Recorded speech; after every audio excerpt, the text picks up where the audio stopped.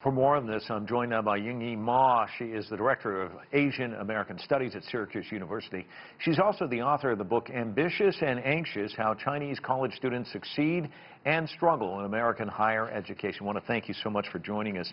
We heard in that story, one of these students talking about depression. I guess there's the fear for loved ones.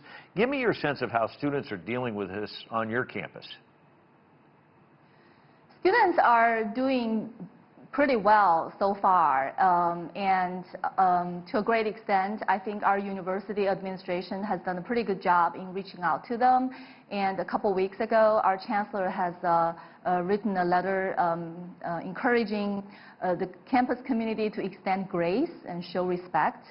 I think that's very, very important. That's exactly the strong message I was trying to deliver in my book, that American higher education should really provide sustained support to Chinese international students.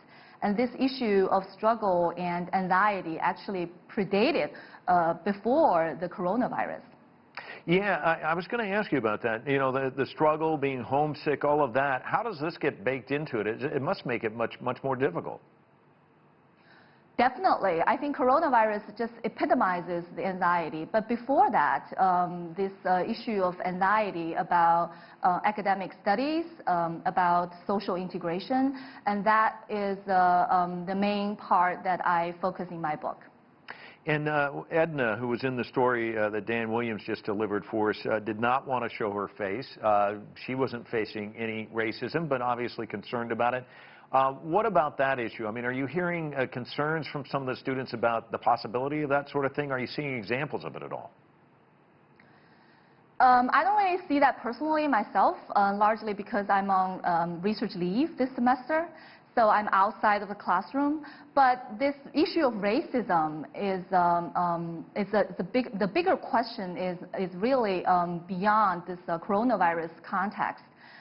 So scholars has conceptualized this as a new racism, that is a discrimination based on national origin and language and accent and different kind of cultural backgrounds. And I think Chinese international students has felt that for a sustained amount of time already. And what can universities do with that in mind to try and make this less of an issue, I should say, for these students? I think the university should, foremost is the first step is trying to understand Chinese international students, their cultural, their educational, and their social backgrounds. And that's exactly why I started to research about this and wrote this book. I was trying to really connect the educational, cultural, and social backgrounds these students are coming from with the current American higher education context.